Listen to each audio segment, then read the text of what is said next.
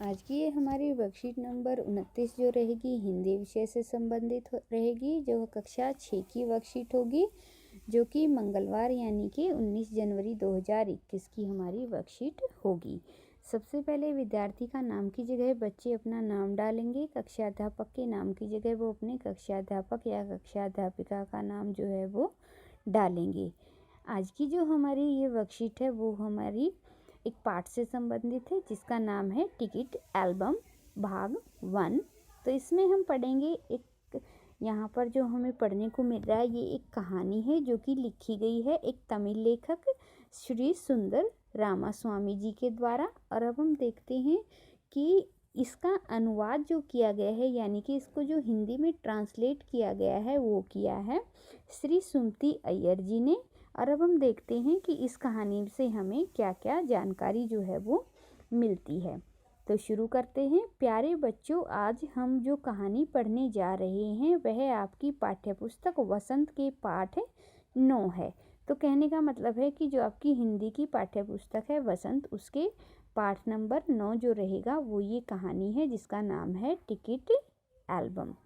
कहानी का नाम है टिकट एल्बम। यह कहानी तमिल लेखक श्री सुंदर रामास्वामी जी ने लिखी है, जिसका हिंदी अनुवाद श्री सुमति अय्यर जी ने किया है। जैसे आपके कुछ शौक हैं, उसी प्रकार नागराजन और राजप्पा के भी कुछ शौक हैं। आइए कहानी को पढ़कर जाने की उनके क्या क्या शौक हैं। तो इस कहानी में हमें जानकारी मिलेगी। दो यहाँ पर व्यक्ति हैं, एक का नाम बताया गया है नागराजन और दूसरे का राजप्पा, कि उन लोगों के क्या क्या शौक हैं। उन्हीं के शौक से संबंधित यह कहानी जो है हमें यहाँ पर पढ़ने को मिलेगी। तो देखते हैं टिकट एल्बम। अब राजप्पा को कोई नहीं पूछता। आजकल सबके सब नागराजन को घेरे रहते हैं। नागराजन घमंडी हो गया है। राजप्पा सारे लड़कों से कहता फिरता। वह लड़के भला कहाँ उसकी बातों पर ध्यान देते। नागराजन के मामा जी ने सिंगापुर से एक एल्बम भिजवाया था, वह लड़कों को दिखाया करता। सुबह पहली घंटी बजने तक सभी लड़के नागराजन को घेरकर एल्बम देखा करते। आधी छुट्टी के वक्त भी उसके आसपास लड़कों का जमघट लगा रहता। कई लोग टोलियों में उसके घर तक हो आए। नागराजन शांतिपूर्वक सभी को अपना एल्बम दिखाता, पर किसी को हाथ नहीं लगाने देता। एल्बम को गोद में रख लेता और एक एक पन्ना पलटता। लड़के बस देखकर खुश होते, और तो और कक्षा की लड़कियां भी उस एल्बम को देखने के लिए उत्सुक थी। पार्वती लड़कियों की अगुआ बनी। अगुआ मीन्स उसने पहल की और एल्बम मांगने आई, और वो भी नागराजन के पास एल्बम को मांगने के लिए आई, ताकि वो लोग भी उसको देख सकें। लड़कियों में वही तेज़ तर्रार मानी जाती थी। तेज़ तर्रार यानी कि जो बहुत ज़्यादा शार्प हो, बहुत ज़्यादा इंटेलिजेंट हो।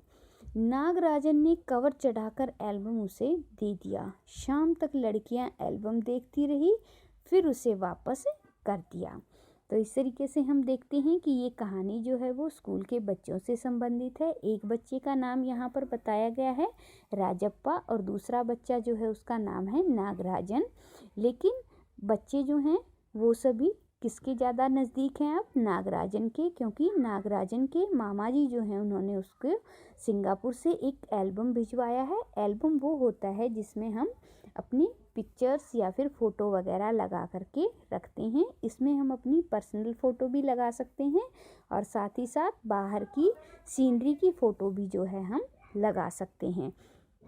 तो उस एल्बम को देखकर बच्चे इतने ज़्यादा उत्सुक हो जाते हैं कि वो राजप्पा से अब बात भी नहीं करते और नागराजन के पीछे पीछे ही घूमते रहते हैं। और ऐसा सुबह स्कूल की पहली घंटी बजने के साथ ही शुरू हो जाता है, और सारे बच्चे नागराजन को घेर कर बैठ जाते हैं, और आधी छुट्टी तक वो एल्बम को देखने में ही पूरा समय जो है वो व्यतीत कर देते हैं। और उस एल्बम को देखने की उत्सुकता बच्चों में इतनी ज़्यादा है कि वो नागराजन के घर तक भी टोलियां बना बना कर चले गए, ताकि वो एल्बम को देख लें। लेकिन नागराजन जो है वो सबको एल्बम तो देखने देता है, लेकिन उसको हाथ किसी को भी लगाने नहीं देता। वो अपनी गोद में एल्बम रखता है और सभी को एक एक पेज जो है उसको पलट करके दिखाता है, और लड़के जो है इसी से खुश हो जाते हैं। लड़के तो लड़के, जो लड़कियां हैं वो भी इतनी ज़्यादा उत्सुक हैं और एल्बम को देखना चाहती हैं कि वो अपने में जो सबसे इंटेलिजेंट और सबसे तेज लड़की है पार्वती, वो उसको भेजती हैं, और पार्वती जाती है और नागराजन से एल्बम जो है वो मांग करके ले आती है ताकि वो लोग भी उसको देख पाएं। और नागराजन जो है उस पर कवर चढ़ाकर पार्वती को वो एल्बम देता है, जिससे कि वो उसको खराब ना कर पाएं और एल्बम को देख लें। और उस दिन वो लड़कियां क्या करती हैं, शाम तक वो एल्बम को देखती हैं और फिर वो नागराजन को एल्बम वापस कर देती हैं। तो इस तरीके से हमने देखा कि क्या जानकारी हमें यहाँ पर दी गई है। अब हमसे पूछे गए हैं कुछ प्रश्न, जिनके हम उत्तर जो है वो देंगे कि क्या हमसे प्रश्न जो है वो पूछे गए हैं। तो सबसे पहला प्रश्न है कि टिकट एल्बम कहानी के लेखक का क्या नाम है तथा ये किस भाषा में लिखी है। तो इसके लिए हम पूरा उत्तर लिखेंगे कि ये जो है हमारी कहानी किससे संबंधित है, कि कहानी का नाम है टिकट एल्बम, लिखी है तमिल लेखक सुंदर स्वामी राथन ने, और इसका हिंदी में अनुवाद किया है सुमित अय्यर जी ने। तो हमारा क्वेश्चन नंबर 1 के लिए आंसर हो जाएगा यहाँ से लेकर के यहाँ तक। इसमें हम दोनों लेखकों के बारे में बताएंगे कि तमिल में कहानी किसने लिखी है और फिर हिंदी में अनुवाद जो है वो किसने किया है।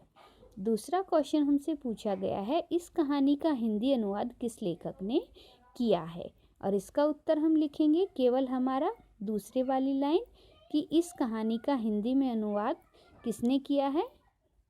हिंदी अनुवाद श्री सुमित अय्यर जी ने किया है। तो ये हमारा क्वेश्चन नंबर 2 का उत्तर जो है यहाँ पर हो जाएगा कि जो हमारी कहानी है टिकट एल्बम, उसका हिंदी में अनुवाद श्री सुमित अय्यर जी ने किया है।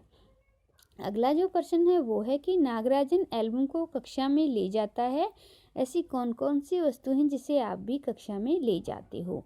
तो यहाँ पर तो हम बात कर रहे हैं नागराजन के एल्बम की, लेकिन यहाँ पर हमें नागराजन के बारे में नहीं, आपको अपने बारे में बताना है कि आप कौन कौन सी चीज़ें हैं जो आप अपनी कक्षा में लेकर के जाते हैं। क्योंकि कई बार बच्चे जो है वो घर से अपनी पिक्चर लेके चले जाते हैं स्कूल में, और ऐसी ही बहुत सारी चीज़ें होती हैं जिनका उनको दिखाने को शौक़ होता है, वो अपने दोस्तों को दिखाने के लिए लेकर चले जाते हैं। तो ये सारी चीज़ें आप अपनी पसंद से यहाँ पर लिख दीजिए।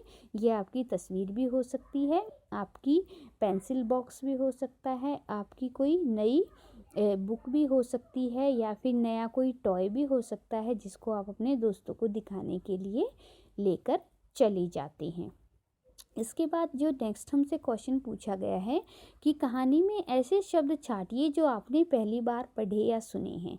तो यहाँ पर आपको करना क्या है, आपको पूरी कहानी को एक बार दोबारा से देखना है, उसमें से उन शब्दों को छांटना है जो आपने पहली बार पढ़े हैं और यहाँ पर आपने पहली बार देखे हैं। जैसे 1-2 शब्द यहाँ पर आपको सहायता के लिए बता दिए जाते हैं, जैसे जमघट।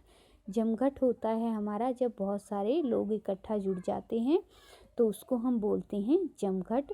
दूसरा शब्द हो जाएगा तेज़ तर्रार। तेज़ तर्रार होता है जो बहुत ज़्यादा अपने आप में स्मार्ट बंदा होता है, उसको हम बोलते हैं तेज़ तर्रार। इसके बाद कई बच्चे ऐसे भी होंगे जिन्होंने अगुआ, अगुआ शब्द भी पहली बार सुना होगा, और अगुआ का मतलब होता है जो सबसे आगे चल कर के जाता है। तो ये 3 शब्द आप यहाँ पर डाल सकते हैं। उसके अलावा भी अगर आपको लगता है कि कोई शब्द आपने पहली बार यहाँ पर देखा है, तो उसको भी आप जो है यहाँ नीचे डाल सकते हैं। इसके बाद हम देखते हैं कि लड़के राजप्पा की बातों पर ध्यान क्यों नहीं देते थे।